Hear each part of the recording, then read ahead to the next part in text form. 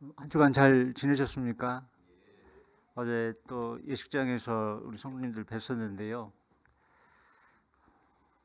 우리 교회는 청년들이 많이 있어서 좀 복이 있는 것 같습니다. 늘 이렇게 청년들이 이렇게 정기적으로 이렇게 결혼을 하게 돼서 참 감사와 기쁨이 넘치는 것 같습니다. 이 시간 저는 디도서 3장을 본문으로 하여서 선한 일들을 도모하도록 지역교회 목회에 대한 권면이라는 제목으로 말씀을 나누고자 합니다. 뭐 전에 다 이렇게 이야기가 됐었지만은 간략하게 디도서에 관한 어떤 그 부분 잠깐 이야기 드리고 제가 3장 본문으로 들어가겠습니다. 이 디도서에 대해서 하면요, 그레데에서 섬기고 있던 디도에게 쓴 편지로서 바울은 그레데 교회를 감독하도록 디도를 그레데에 이렇게 남겨두고 자신은 전도 여행을 계속했습니다. 이제 바울은 디도 대신에 계속 그 일을 맡아서 수행하도록 몇몇 동역자들을 보내고 있습니다. 이제 오늘 이 부분이 나오고 있습니다.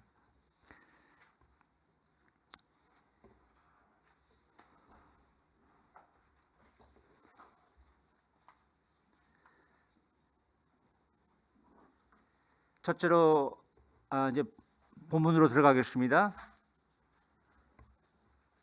첫째로 바울은 다른 사람들을 대하는 태도를 바르게 하라고 당부합니다. 1절부터 8절까지의 말씀 속에 나옵니다. 1절에서 통치자들, 권세 잡은 자들에게 복종해야 함을 밝히고 있습니다. 모든 선한 일에 대해서 준비하라는 것입니다. 디도는 그레데 교회의 성도들에게 정부에 대한 그들의 책임이 어떠한 것인지를 재차 기억하게 해주어야 했습니다. 여기에 대한 그리스도인의 자세는 모든 정부가 하나님의 세우신 바라는 것입니다. 로마서 13장 1절 말씀 한번 저희들 함께 볼까요? 로마서 13장 1절입니다. 제가 한번 읽겠습니다. 로마서 13장 1절입니다.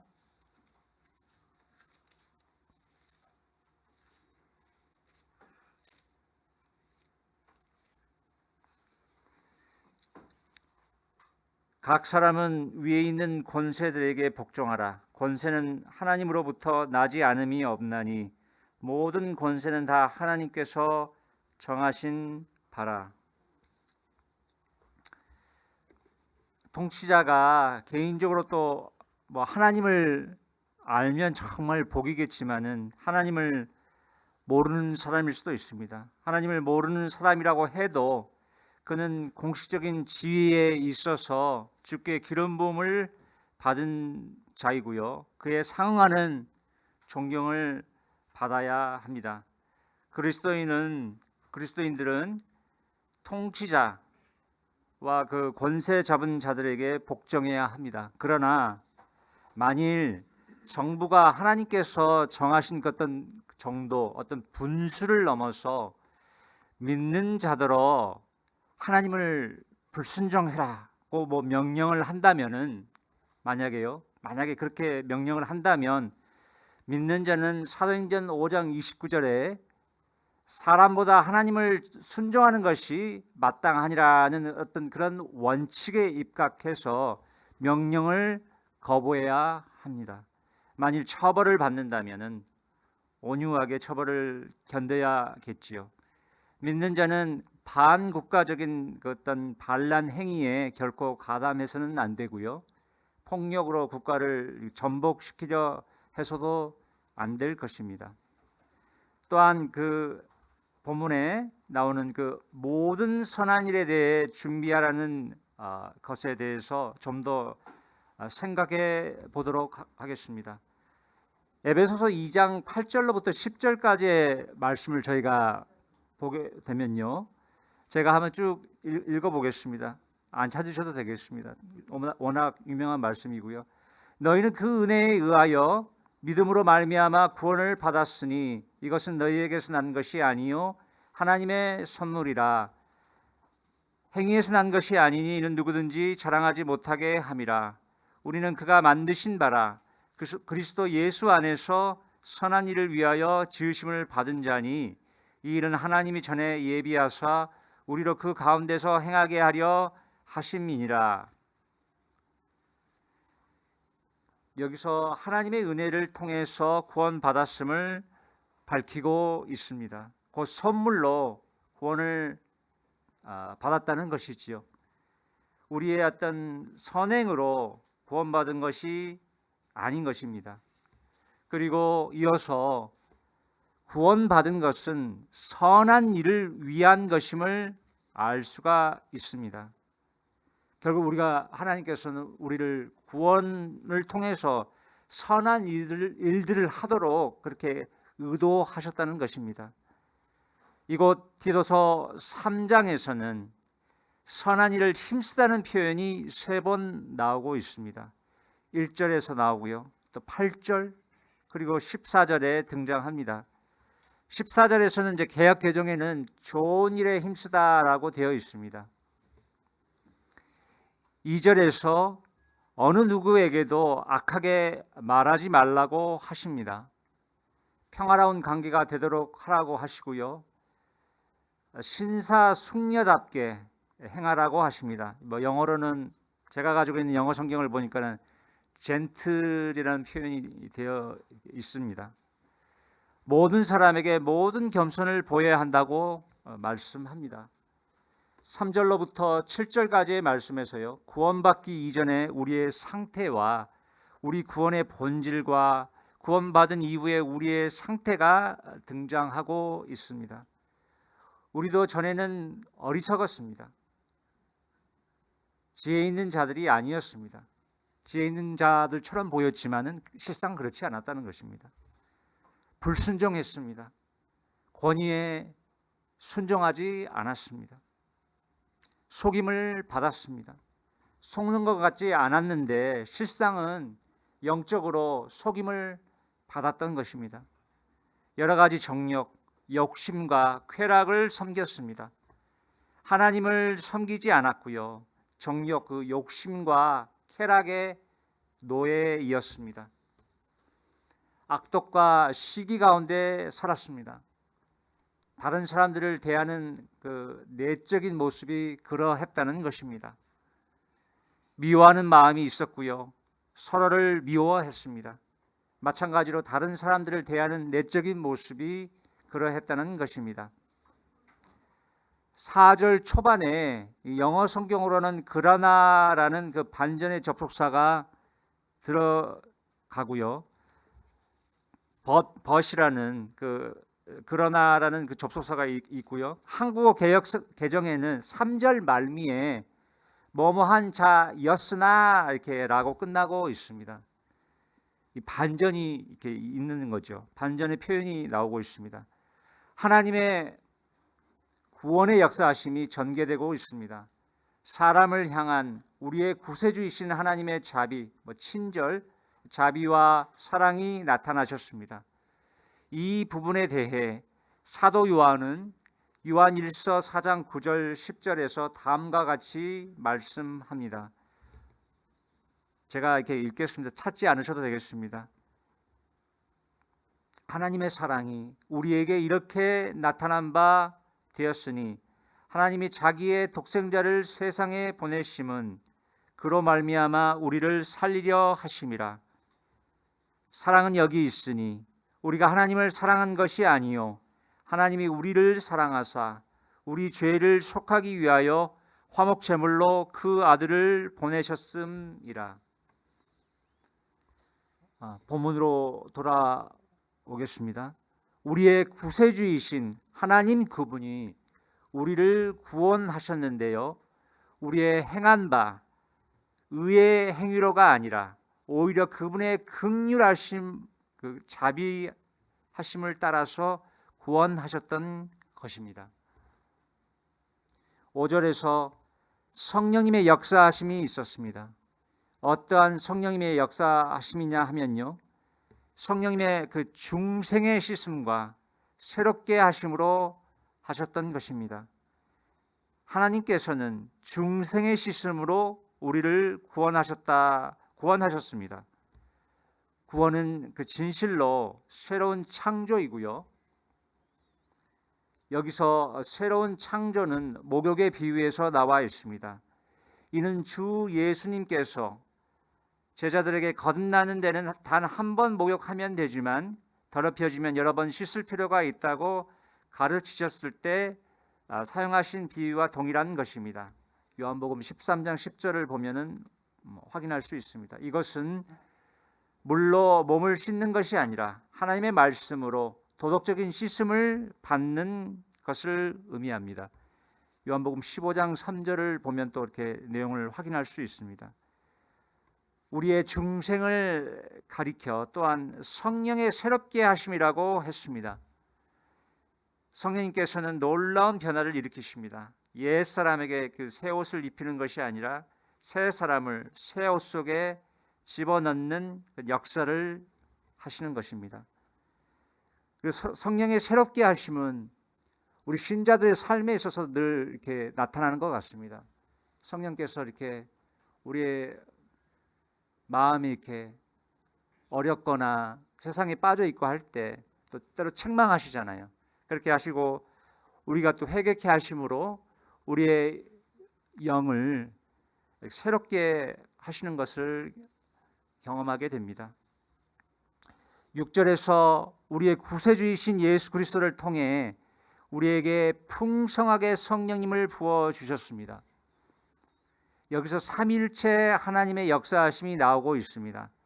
4절, 5절에서 우리의 구세주 하나님, 5절에 성령님, 6절, 7절에 우리의 구세주 예수 그리스도 이렇게 나오고 있습니다. 구원의 역사에 세 분의 하나님이 함께 관여하셨습니다. 7절에서 그분 이제 예수 그리스도의 은혜에 의해서 의롭다 하심을 받았고 우리는 영생의 소망을 따라 상속자들이 될 것입니다. 우리의 미래의 모습은 상속자들로 나타나지게 된다는 것입니다. 우리에게 참 큰 소망이 있음을 보게 됩니다. 8절 후반부에서 우리는 선한 일을 힘쓰는 자들이 되었습니다. 이것은 신실한 말로서 나는 여기 바울이죠. 바울은 내가 디도가 항상 이러한 것들을 확인하기를 바랬습니다. 하나님을 믿었던 자들이 선한 일들을 계속하도록 힘써야 합니다. 이런 일들은 좋으며 우리 개역성경에는 아름다우며 이렇게 돼 있죠. 사람들에게 유익합니다. 둘째로요, 바울은 피해야 할 것들과 거절해야 할 것에 유의하라고 당부합니다. 9절로부터 11절까지의 말씀 속에 발견할 수 있습니다. 먼저 그 피해야 할 것들이 나오는데요. 9절에서 어리석은 논쟁들, 족보 이야기들, 분쟁들, 율법에 대한 다툼들을 피해야 하는 것입니다. 왜냐하면 그것들이 무익하며 헛된 것이기 때문입니다. 주님의 일을 하면서 피해야 될 덫은 늘 있습니다. 바울 당시에는 정한 음식, 또 부정한 음식, 안식일의 규례, 성의를 지키는 문제 등을 놓고 어리석은 변론들이 벌어졌습니다. 천사와 사람들의 그 족보에 대한 논쟁도 발생했습니다. 율법에 덧붙여진 그 까다로운 규정들을 놓고 또 말다툼이 벌어졌습니다. 바울은 이런 것들을 혐오했는데요. 이는 무익한 것이고 헛된 것이었기 때문입니다. 오늘날 주님의 종들은 다음에 이렇게 언급할 이런 어떤 과오들을 피함으로써 바울의 충고를 마음에 새길 수 있다고 생각이 됩니다. 예를 들면요, 영적인 실체보다 그 방법에 지나치게 집착하는 것을 들 수 있겠는데요. 발효된 포도주를 쓰느냐, 아니면 포도즙을 쓰느냐, 무교병이나 유교병이냐, 무교병이냐 아니면 유교병이냐, 아니면 각잔을 쓰느냐 분잔을 쓰느냐와 같은 그런 문제를 놓고 벌이는 그 논쟁 따위를 말합니다. 다음으로 거절해야 할 것이 나옵니다. 10절에서 이단에 속한 사람은 한두 번의 훈계 후에 거절해야 합니다. 성도님들, 이단들과 한번 교제 이야기를 나눠보셨습니까? 최근에 저희 처제가 이 세상을 떠났었는데요. 우리 처제를 하고 이야기를 하면은 끊임없이 다툼이 됐어요. 어떻게 그렇게 말이 안 통합니다. 이렇게 하면은 다 저를 이렇게 공격하고, 또 제가 또 이야기하면 또 저를 대받아치고, 참 쉽지 않은 부분인 거죠. 이단들하고는 이야기하면은 저희 영이 이렇게 어둡게 되는 것 같아요. 만약에 그런 분들을 교회 안에 이렇게 데리고 오면은 이상한 소리를 하게 될 것이고요. 우리의 어떤 영적인 공동체가 큰 타격을 받을 것입니다. 그래서 한두 번의 훈계 후에 거절하는 것이 맞는 것입니다. 11절에서 이러한 사람은 뒤틀려 있고, 이제 우리 개역 성경에는 부패하여라고 돼 있죠. 죄를 짓고 있습니다. 그리고 정죄되었습니다. 그리스도인의 그 어떤 책망에도 불구하고 계속적으로 이단에 빠져 있기에 스스로 정죄된 것입니다. 세 번째로 마지막으로요, 바울은 문안 인사를 하라고 당부합니다. 12절로부터 15절까지의 말씀 가운데 확인할 수 있습니다. 12절에서 바울이 아데마나 두기고를 내게 디도에게 보낼 때에 니고볼리에 있는 바울에게 부지런히 올 것을 부탁합니다. 왜냐하면 바울이 그곳 니고볼리에서 겨울을 보내기로 결정했기 때문입니다. 13절에서요, 율법사 세나와 아볼로를 그들의 여정 가운데 속히 보낼 것을 요청하므로 그들이 부족함이 없게 하라고 합니다. 디도를 찾아올 손님이 몇 명 있었는데 이들은 율법사 세나와 아볼로였습니다. 아마도 그들이 바울에게서 이 서신을 받아 디도에게 전해 주었던 것 같습니다. 그 당시에 율법사는 두 종류였는데요. 종교적인 율법을 설명하는 서기관이 있었고, 또한 그 민법상의 문제를 다루는 변호사가 있었다고 합니다. 세나가 율법을 설명하는 서기관이지 않았나 이렇게 추측을 해보게 됩니다. 이는 세나가 모세 율법에 대해서 사사건건 벌어지는 논쟁을 잠잠케 하는 일에 도움을 달라는 디도의 초빙을 받지 않았을까 싶어서입니다. 구절을 볼 때, 구절을 생각할 때 그런 추측을 하게 된다는 것입니다. 바울이 디도에게 세나와 아볼로 이 두 사람을 속히 떠나보내라고 말했을 때에 여기에는 이들이 그레데에 머무는 동안 잘 접대하고 앞으로 남은 여행에 필요한 모든 것을 공급해 주라는 권면이 담겨 있다고 생각됩니다. 14절에서 우리 사람들로 또한 선한 일을, 이제 여기 개역성경에는 좋은 일들 있죠. 좋은 일들. 그러니까 세 번째 이제 선한 일들이라는 표현이 나오는데 등장하는데요. 선한 일들에 힘쓰도록 배우게 하고 긴급한 필요들을 충족시키도록 배우게 함으로 그들이 열매가 없도록 되지 않게 하려 함이라고 말씀합니다. 15절에서 나 바울과 함께하는 모든 자들이 너 디도에게 문안 인사하며 믿음 안에서 우리를 사랑하는 자들에게 너 디도도 문안 인사할 것을 요청합니다. 은혜가 너희 모두와 함께하기를 기원합니다. 아멘.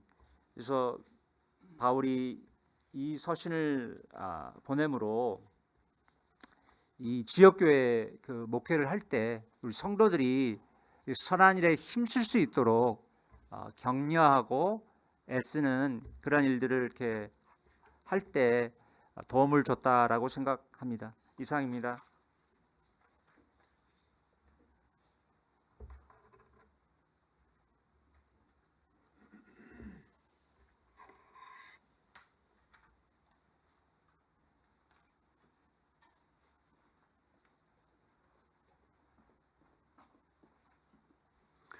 이어서 문제풀이 진행하겠습니다. 오늘 디도서 문제가 5개 있고요. 하나씩 살펴보겠습니다. 첫 번째 문제 보겠는데요. 이 문제는 이제 세상 권위에 대한 순종에 관한 문제가 되겠습니다. 오늘 이창훈 형제님께서 잘 정리해 주셔서 저는 이 문제에 대해서 같이 들었던 내용 기반으로 해서 말씀을 드리겠습니다. 먼저 이 문제를 보니까 통치자들과 권세 잡은 자들에게 복종하며 양순하며 모든 사람에게 온유함을 나타낼 것을 명하시는 이유는 무엇이며 말씀에 모순될 때 복종의 한계는 무엇인가를 물어보고 있습니다.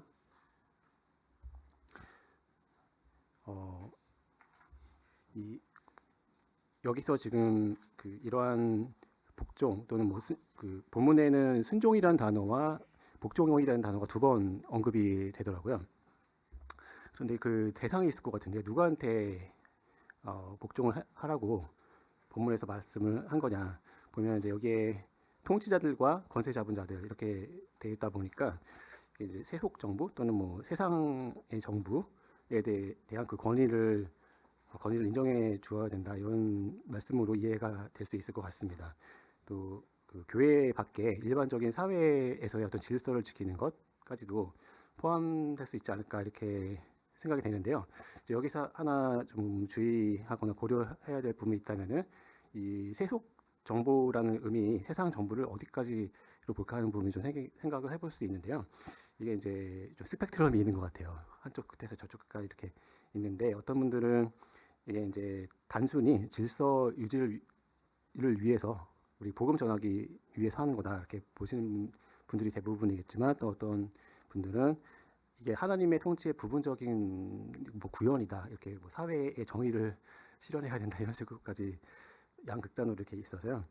이제 뭐 이런 스펙트럼이 있다는 걸 좀 알아두시면 좋을 것 같고요. 여기서 이제 순종의 이유를 살펴봐야겠는데요. 그러면 우리는 왜 세상 정부에 뭐 복종해야 된다, 순종해야 된다 이렇게 말씀하셨을까? 제가 첫 번째로 생각해보고자 한 거는 이제 하나님의 영광을 위해서, 주님의 영광을 위해서일 거라고 생각을 했는데요. 이제 관련된 구절을 보면은 베드로전서 2장 12절이 있습니다. 거기에 뭐 지금 찾아보셔도 되는데 거기 보면 이제 어떤 말이 나오냐면 오시는 날에 그들이 하나님께 영광을 돌리도록 하기 위해서라는 말이 나오거든요. 거기에 이제 오시는 날은 우리가 이제 일반적으로 이해하기로는 심판의 날, 마지막 날 이제 최후의 심판에 있을 때 믿지 않던 자들, 불신자들이 우리들이 그들에게 행했던 선한 일로 인해서 하나님께 영광을 돌리게 하도록 이렇게 돼 있어요. 그렇게도 해석이 될 수 있고요. 또 이제 오시는 날을 또 이렇게도 해석할 수도 있다고 하는데요. 만약에 불신자가 이제 예수님을 영접하게 되면 예수님께서 그 불신자의 안에 들어가시죠. 그러니까 모시게 되죠. 그래서 그 거듭난 사람들이 전에 내가 안 믿을 때는 몰랐는데 믿고 나니까 전에 그 그리스도인들이 나한테 행했던 그 선행들을 기억하면서 이렇게 어려운 상황에도 내가 저 사람들을 이렇게 괴롭혔는데도 그냥 다 그걸 받아주고 했던 게 그냥 한 게 아니라 하나님께 영광을 돌리도록 하기 위해서 했구나 이렇게 깨닫는다는 거죠. 그렇게 2가지 측면으로 해석이 가능한데요. 이제 이게 만약에 심판의 날로 만약에 해석을 한다면 이렇게 뒤집어져도 생각할 수가 있을 것 같아요. 마지막 날 이제 불신자들이 하나님 앞에 서가지고 이렇게 막 변명하는 거죠. 제가 하나님 믿으려고 했는데요. 제 그리스도인들이 저 막 괴롭히고 막 사회 혼란 질서를 막 안 지키고 그래가지고 제가 믿을 수가 없었습니다. 이렇게 반론을 할 수도 있겠죠. 물론 이제 그들이 그렇게 한다고 해서 뭐 지옥의 심판을 벗어나는 것은 아니고요.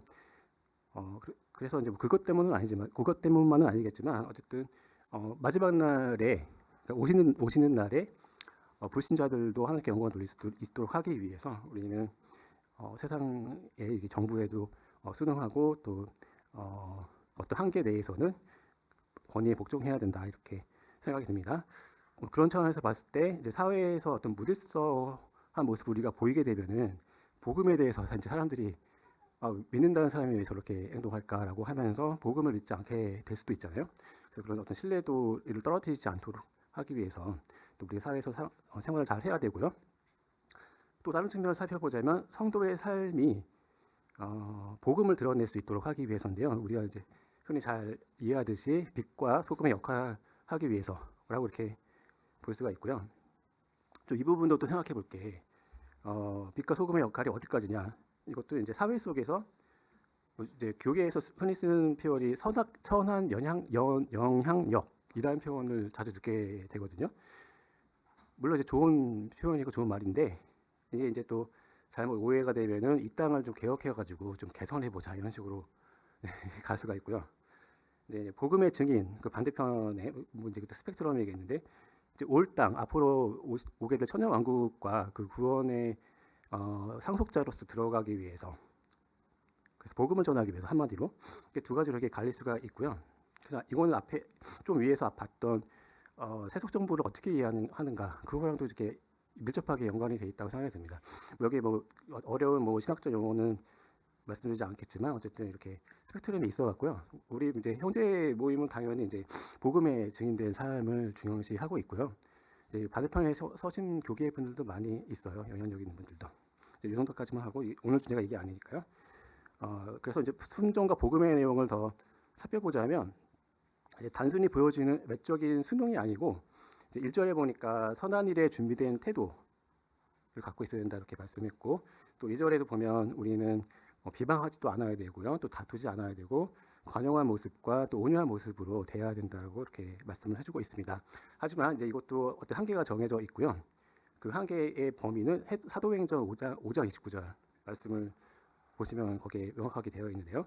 이제 거기 보면 이제 사람보다 하나님께 순종하는 것이 마땅하다. 이 배경이 뭐냐면 이제 사도들이 복음 전하다 감옥에 갇혔는데 주의 천사가 나타나서 이들을 풀어줬어요. 그러니까 이제 그 이스라엘의 지도자들이 위기감을 느끼고 그들 다시 잡아왔거든요. 그런 신문을 할 때 이제 사도들이 이렇게 고백한 거죠. 사람보다 하나님께 순종하는 것이 마땅하지 않냐 이렇게 말하는 장면입니다. 그래서 이제 하나님의 말씀과 직접적으로 충돌하는 경우에는 우리는 따를 수 없는 그런 명확한 한계가 주어진다 이렇게 볼 수 있을 것 같고요. 따라서 이제 하나님께 대한 순종이 최우선 원칙이다라고 보시면 좋겠고요. 또 어떤 경우 뭐 죄를 요구한다거나 뭐 복음을 부정해라까지 간다거나 이렇게 강요를 받는다면 당연히 우리는 거부할 수 있고 거부해야 된다. 하지만 이제 여기서 주의할 점은 어떤 반항적인 모습으로 할 것이 아니고 온유한 태도로 해야 된다. 왜냐하면 여기 그 본문 2절에도 뭐 관용이나 온유함으로 대할 것을 말씀하고 있기 때문이고요. 이것이 자칫 뭐 순종한다는 거나 복종한다는 그런 모습이 약하기 때문에 그런 거 아니야? 그런 게 아니고 믿음의 우리 믿음의 자연스러운 표현이다. 또 살펴볼 것은 권위에 대한 태도가 그 자체가 하나님을 대하는 태도와도 연결이 돼 있다고 보는 건데요. 오늘 그 이상훈 형제님께서도 그 연관 구절을 설명해 주셨는데 로마서 13장 1절에 보면은 모든 권세가 다 하나님께서 정하신 바라고 나와 있잖아요. 그렇기 때문에 이 권세 자체가 하나님께서 세우신 것을 인정한다면 우리가 이제 온유한 태도로 감당해야겠다라고 생각을 합니다. 다음 이제 2번 문제로 넘어가 보겠습니다. 2번 문제는 우리가 행한 의로운 행위로 구원받는 것이 아니라는 진리가 당신의 영적 삶에서 자기 의를 어떻게 제고해야 하는가? 되게 심오한 질문이 표현되어 있는데요. 이제 일단 먼저 여기 의로운 행위로 구원받지 않는 것이라는 진리 라는 부분부터 살펴봐야 되고, 그다음에 여기 자기의가 나와가지고요. 자기의가 또 뭔지도 살펴봐야 되고, 이게 이제 또 제거되어야 될 대상으로 설명을 하고 있습니다. 그래서 각각 살펴보겠습니다.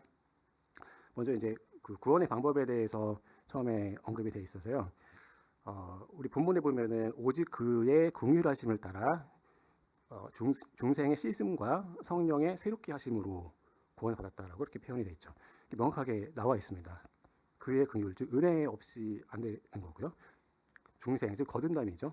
이 거듭남은 믿음 없이는 우리 거듭날 수 없다는 걸 알고 있죠. 행위로 되는 게 아니죠.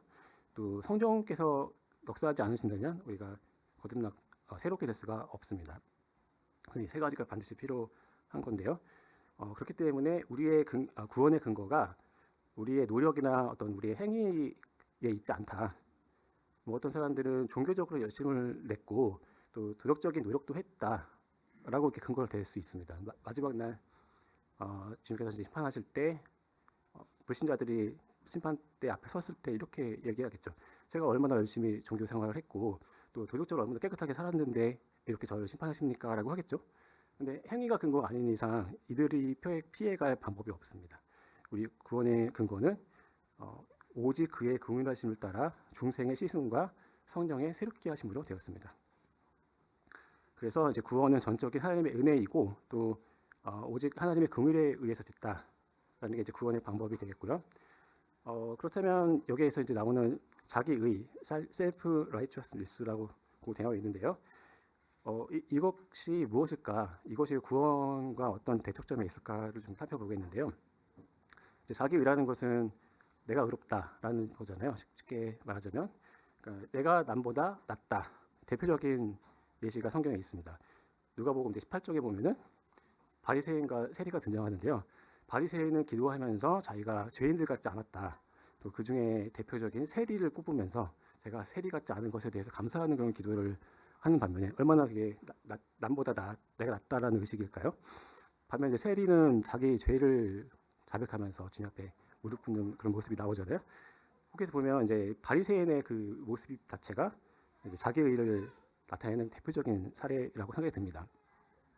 그래서 이제 자기의라는 것은 선행을 내가 좋은 일을 착한 일을 했다라는 것을 근거로 해서 그것을 바탕으로 하나님 앞에 서겠다라고 하는 것이고 그것은 뭐 명확히 드러나지 않겠지만은 이제 그 안에는 사실 살펴보면 공로 의식 같은 게 있다, 은근한 공로 의식이 있다라고 보여지고요.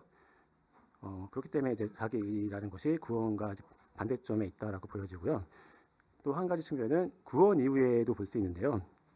구원 이후에도 앞에서 살펴본 하나님의 은혜나 또 믿음을 통한 거듭남이나 성령의 인도하심이 아니고 내가 스스로 잘할 수 있다. 또 내가 잘하기 때문에 이 성화의 과정이 유지되고 있다. 이렇게 생각하는 경우가 있을 수가 있다는 겁니다. 이 부분도 같이 이제 자기의의 한 영역에 포함된다고 생각이 됩니다. 그렇기 때문에 이제 이 자기의가 우리가 성령의 인도하심 따라 살 때 이제 제거된다고 보는 건데요. 이제 어떻게 달라지는지를 살펴보겠습니다. 먼저 자기의가 남아있을 경우의 모습을 보면 이제 영적인 교만이 있을 텐데 이제 성령의 인도하심에 따라 사는 삶에 됐을 때는 나보다 타인을 더 낮게 여기는 그런 겸손한 모습으로 이제 바뀌게 되고요. 타인에 대해서 그렇게 정죄하고 막 그 주변의 성도님들에 대해서 비난했던 마음이 들었다면은 이제 반대로 성도님들에 대해서 감사하는 마음이 들고 또 그 일 중심 좀 잘해보고자 공로 중심으로 이렇게 추진하던 어떤 나의 삶의 방식, 신앙 태도가 이제 은혜 중심으로 감싸고 배려하는 중심으로 바뀌게 되고요. 또 구원에 대해서 불안할 수도 있습니다. 내 행위에 근거한다면 내 행위가 조금만 뒤틀어지거나 뭔가 성경에서 벗어난 것 같을 때 내 구원이 지금 흔들리는 거 아니야? 나 구원받는 거 맞을까? 이렇게 될 가능성이 있잖아요. 근데 그런 게 아니라 내가 행하는 게 아니라 내 안에 주님께서 행하셨다면 그 선행에 대한 공로도 주님께 드리고 또 구원도 주님께서 주님 안에 유지되기 때문에 주님 안에 있기 때문에 불안할 이유가 없을 것입니다. 그래서 선행이라는 것이 구원의 조건이 아니라 구원의 열매로서 이렇게 이해가 될 수 있을 것입니다. 그래서 결론적으로는 이제 자기 일을 갖게 되면은 남을 비난하거나 이제 공격하는 성향이 드러나는데요. 반대로 그것이 제거됐을 때는 성도들에 대해서 서로 간에 금율이 나타나고 또 배려하게 된다. 이렇게 생각이 듭니다. 이제 다음 문제 넘어가겠습니다. 다음 문제 3번은 성령의 새롭게 하심이라는 것에 대해서 앞에 2번에서 살펴봤는데 그것이 삶에서 어떻게 나타날 수 있는가 이거를 이제 살펴보는 문제입니다. 그래서 이제 이 성령의 새롭게 하심에 대해서 한번 이해를 해서 딱 한 문장을 정리를 해보자면 성령의 새롭게 하심은 완전하게 됐다는 뜻은 아니죠. 우리가 이거는 반복적으로 많이 들었고 알고 계실 건데 이 방향이 바뀐 겁니다. 이제 세상을 향하고 나 중심이었던 것이 주님 안에 속하고 주님께서 내 안에 계셔서 주님을 닮아가는 그 방향으로 바뀌었죠. 이러한 것이 바로 새롭게 하심인데요. 이것을 다 알고 있어요. 근데 이것을 알기 때문에 생기는 오해가 있을 수가 있습니다. 그래서 그거를 몇 가지 살펴보고 이런 오해를 벗어나서 어떻게 성령의 새롭게 하심 안에 있을까를 살펴보려고 하는데요. 첫 번째 거는 이제 완전하게 되는 건 어차피 우리 목표점이고 지향하는 거지만 지금 현재는 이루어진 게 아니고 방향만 그쪽으로 갔다라고 생각하다 보니까 이렇게 생각할 수가 있습니다. 그냥 단지 나의 열심과 느낌만으로 내가 이제 새롭게 됐고 그 새로운 삶을 살고 있다라고 생각할 수 있다는 거죠. 내 안에는 하나님을 향한 뜨거운 마음이 있어. 내가 열심히 하고 있어. 이런 이제 주관적 판단으로 살지만 사실 삶에는 어떤 드러나는 열매 없이 살 수도 있다는 거죠. 그렇게 되면 자기 확신과는 별도로 실제의 삶은 전혀 다른 삶을 살고 있는 그런 모습이 나타날 수가 있기 때문에 주의가 필요하다고 생각이 들고요. 또 다른 측면을 보면 어차피 완전함이 아니라고 보다 보니까 나 그동안에 지은 죄가 많고 반복적으로 짓던 죄들이 있는데 이것들이 좀 개선이 좀 됐잖아. 전에 내가 하던 안 좋은 습관 하나 버렸잖아. 그랬으면 됐지 않았을까라고 이제 생각할 수 있다는 겁니다. 그래서 그러다 보니까 어떤 반복적인 죄들이 계속되고 그럼에도 불구하고 나는 하나님 쪽에 있으니까 괜찮지 않을까라고 이렇게 생각할 수가 있고요. 이렇게 되면 이제 상황의 모습이 계속 거듭 이어지고 또 어떤 긴장감 속에서 이루어질 수 있었을 텐데 이제 그런 모습이 약해질 수 있다. 그래서 우리는 이 완전함을 향해서 가야 되는 거지 그냥 방향 바뀐 곳에 만족해서는 안 된다라는 것을 좀 오해의 측면에서 보고 싶고요. 이제 마지막으로 하나 더 보자면 이제 어차피 완전할 수 없으니까라고 이제 생각하고 반복되는 제 안에 그냥 거쳐서 사는 거죠. 그러다 보면 이제 삶에 대해서 그 변화된 삶에 대해서 기대가 없고 아니면 굉장히 낮고 그러다 보니까 성령의 인도하심에 대한 추구가 없고 베드로전서 1장 16절에서 너희는 거룩하라고 하는 말씀조차도 기억할 수 없는 그런 상황에 빠질 수가 있다. 이제 그런 문제점이 있다는 거고요. 그렇기 때문에 이제 우리 어떻게 해야 되냐? 이제 새롭게 하심의 의미를 다시 살펴보겠는데요. 새롭게 하심이라는 것은 단순히 어떤 기분 전환, 기분의 변화 이런 것이 아니고요. 또 내가 좀 더 도덕적인 삶을 추구하고 있다. 그것도 아닌 거죠. 우리는 이제 존재론적, 존재가 바뀌었다, 새 사람을 입었다라고 표현하잖아요. 우리 속사람이 바뀐 거고, 죄를 중심으로 살던 사람이 하나님 중심으로 바뀐 거. 그런 것을 의미하고 결과적으로는 이제 거듭남을 통해서 주님과 연결된 삶인데요. 이게 결국 연합돼서 주님과 일치하고 주님을 닮아가고 주님과 하나 되는 그런 삶. 그것이 이제 새롭게 하심의 참된 의미라고 이제 생각을 듭니다. 이러한 삶의 인도함을 받게 됐을 때 우리는 먼저 어떠한 증거를 볼 수 있냐? 내적인 것과 외적인 것 두 개 다 있겠죠. 내적인 것을 살펴보자면 먼저 죄에 대해서 민감해진다. 내가 전에 전혀 관심 갖지 않았던 사소한 것들도 이 혹시 이거 죄 아닐까? 하나님 앞에 내가 바로 서 있는 것일까라고 반문하면서 또 그 성경 구절들도 이런 구절 어디에 무슨 구절이 내가 하려는 이 행동과 연관이 있을까 생각하면서 또 순간순간 떠오르는 주님의 말씀들의 근거에서 이것이 죄에 속할 수 있다. 물론 이제 경계가 애매하고 모호할 경우에는 자신의 판단에 의해서 할 수도 있고 또 말씀을 더 깊이 보고 정할 수 있겠지만 이제 그렇지 않은 경우에 명확한 경우에는 이제 민감하게 반응하게 되겠죠. 또 그 경계선에 있는 죄들에 대해서도 이 정도는 그리스도인도 지을 수 있지 않을까라고 이렇게 합리화할 수도 있었던 건데도 점점 이제 주님을 닮아감에 있어서 이것마저도 주님께 드려야 될 내 안에 그 감춰져 있던 아니면 막혀 있던 어떤 담이나 그런 방이었다. 그 방을 개방해야 되고 주님께 내어드려야 되겠다라고 이제 바뀐다는 거죠. 그것은 그냥 이루어지는 것이 아니라 말씀에 대한 갈망을 통해서 주님의 주신 말씀을 묵상하고 그 말씀에서 주시는 그 깨달음에 의해서 주님의 인도하심을 받게 된다고 생각합니다. 이러한 내적인 증거는 하나님과의 관계를 실제적인 것으로 인식하게 만들고요. 이것이 바로 이제 우리가 그리스도 안에서 살아가는 주님과의 동행하는 삶이라고 생각을 합니다. 이러한 돌이킴이 지속적으로 계속 일어나는 삶이 결국 내적인 증거라고 생각을 하고요. 또 이러한 내적인 증거가 있다면 내 스스로 구원의 확신을 갖고 주님의 동행함을 확신하고 살아갈 수가 있다 보니까 이제 외적으로 이렇게 되는데요. 이제 성품이 바뀌어서 절제하는 모습, 온유하는 모습, 관용하고 또 배려하는 모습으로 나타날 수 있고요. 전에 죄의 모습이 있었을 때는 겉에서 봤을 때도 이분은 그리스도인인데 이런 부분은 좀 약하시구나라고 보여졌다가도 이제 어느 순간에 그분의 모습이 바뀌어 있는 죄의 지배에서 벗어나신 그런 모습을 보여주시고, 또 관계에서도 전에는 뭐 왜 이렇게 일이 안 됐어라고 했던 그런 모습이 반대로 바뀌어서 화해를 추구하고 또 그 관계에서의 성숙을 추구하는, 또 자기 중심적이었던 것이 전체를 바라보고 또 교회 전체를 바라보는 모습으로 바뀌게 되고요. 결국은 이제 선한 행위가 열매로 나타나는 것이지 선한 행위를 통해서 무엇을 추구하는 것이 아니죠. 목적이 아니고 그것이 열매로 나타나는 삶이 외적으로 나타날 것이다. 이렇게 정리를 할 수 있을 것 같습니다. 그렇다면 이제 4번 문제로 또 넘어가 보겠는데요. 4번 문제는 바울이 선한 일에 힘쓰게 하려 함이라고 강조한 일을 바탕으로 당신이 추구하는 선한 일의 동기가 무엇이며 그것이 구원의 조건이 아니라 동기라는 사실을 아는 것의 중요성은 무엇인가. 이 질문도 굉장히 길어가지고 이제 하나씩 살펴봐야겠는데요. 일단 관련된 구절이 8절과 14절에 관련된 것 같아요. 그래서 8절에 보면 이 말이 미쁘도다. 믿는 자들로 하여금 조심하여 선한 일을 힘쓰게 하려 함이라라고 되어 있고요. 또 14절에도 있고 아까 그 마지막 부분에도 좋은 일이라고 되어 있는데 14절이 마지막 부분이죠. 여기 보면 또 우리 사람들도 열매 없는 자가 되지 않게 하기 위하여 필요한 것을 준비하는 좋은 일에 힘쓰기를 배우게 하라, 이렇게 나오거든요. 그래서 이제 바울이 강조한 그 선한 일이 3번 나와 있는데 이 선한 일을 강조한 이유가 있을 것 같습니다. 먼저 이제 앞에서도 봤던 얘기지만 복음과 은혜가 그리스도인의 방종이나 무책임으로 인해서 변질되지 않도록 하기로 하는 거죠. 그래서 말하자면 교회가 사회에서 이렇게 지탄의 대상이 되서는 안 되잖아요.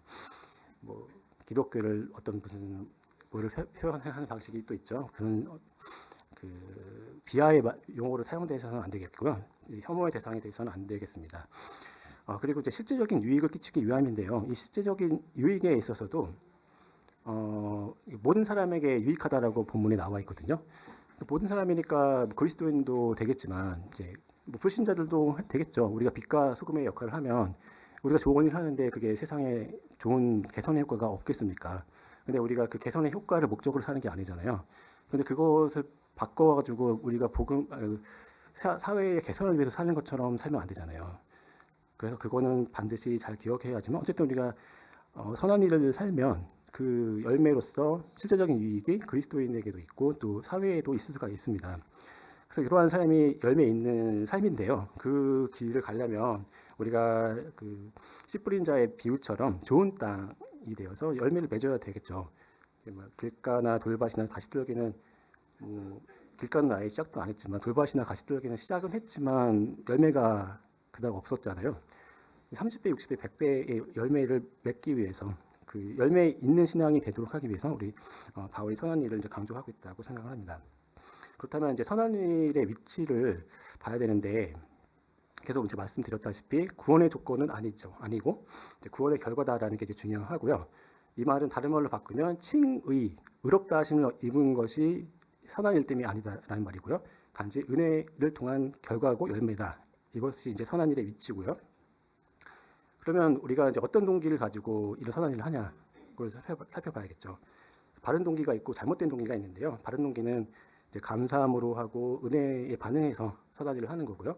또 궁극적으로는 하나님에게 영광을 돌리기 위해서 하는 것이 되어야 됩니다. 아까 마지막 날에 불신자들이 우리 때문에 불평하면 좀 우리가 스스로 부끄럽겠죠 조금. 네. 그리고 또 사랑의 표현으로 또 정체성에 따르는 자연스러움. 내가 그리스도인이기 때문에 하는 거죠. 그래야지만 이게 바른 동기에 의한 선한 일이 되겠고요. 이제 반면에 잘못된 동기도 있어요. 이제 가장 안 좋은 케이스는 구원을 얻으려고 하는 그런 종교도 있습니다. 세상에서 가장 큰 교회라고 하는 곳이 있어요. 거기도 이제 거기 계신 분들하고 얘기해 보면 구원의 확신 자체는 없고요. 이제 구원을 받을 수 있을지 없지 그거를 잘 모르더라고요. 얘기해 보면 굉장히 답답한데, 근데 그게 그분들은 답답하지가 않은가 봐요. 굉장히 자연스럽게 당연하다는 듯이 이렇게 얘기하는데, 그 구원을 받기 위해서 하는 게 아니고요. 또 인정받으려고 하는 것도 아니고 자기 의 때문에 하는 것도 아니죠. 그리고 내가 남보다 좀 나으려고 이렇게 선한 일을 한다거나 어떤 우월감에서 하면 안 되겠습니다. 그래서 그 구원의 동기, 선한 일의 동기가 이제 중요하고 자기 의 때문이 아니고 전체적인 유익을 위해서 하는 거죠. 하는 것이 이제 중요하고요. 그것을 알고 우리가 이제 지켜야 되는데, 그러니까 이런 선한 일의 동기에 대해서 아는 것이 왜 중요하냐, 그걸 또 이제 물어봤거든요. 또 질문에 답을 하자면 이제 여러 가지가 있겠지만은, 우선은 이제 행위 자체 때문에 불안할 수 있는데 거기서 자유할 수 있습니다. 우리가 이제 선한 일 때문에 사는 게 아니고 우리가 구원을 받았기 때문에 선한 일을 하는 거다라고 우리가 잘 안다면, 오늘 이제 선행을 못할 수도 있잖아요. 그렇다고 구원이 취소되는 것이 아니다라는 거죠. 또 내가 실패할 수 있잖아요. 아까 넘어졌는데 다시 일어서야 되는데 그때 일어날 소망이 없다면 어떻게 하겠습니까? 하지만 우리는 다시 일어날 수 있고요. 또 나 스스로 하는 게 아니라 성령의 인도하심을 따라서 가는 거니까 네. 주님의 은혜로 내가 여기까지 왔다고 고백할 수 있고요. 또 결과적으로는 내가 의무적으로 하는 게 아니고요. 감사한 마음으로 주님을 사랑하기 때문에 이제 할 수 있게 된다고 봅니다. 네, 마지막 문제, 시간이 많이 가서요. 빨리 정리하겠습니다. 마지막 문제, 바울이 이단적인 사람을 한두 번 훈계한 후 거절하라고 명령하셨는데 교회 질서 차원에서 설명해 보라고 했습니다. 여기에 이제 이단적인 사람이라는 것은 단순히 교리 오류가 있는 사람을 말하는 그것만 말하는 것 같지는 않고요. 교리를 우리가 잘못 볼 수도 있어요. 그래서 서로 간에 이제 고쳐주고 이렇게 듣고 하면서 바뀌는 거잖아요. 잘못 해석할 수 있죠. 근데 그게 문제가 아니고 그걸 통해 가지고 막 분열을 조장하고 나만 옳다라고 하고 또 참된 진리에 대해서는 또 거절하거나 함으로 인해서 공동체 전체가 큰 어려움에 빠지게 됐을 때 교회 차원에서의 어떤 질서를 위해서 어떤 그 잘못된 교훈이 저염되거나 또 분열을 일으키거나 하는 것을 막기 위해서 교회 차원에서는 이러한 방치가 큰 혼란을 일으키지 않도록 이렇게 질서 유지를 위해서 이제 거절하고 이렇게 교제를 단절할 수 있습니다. 하지만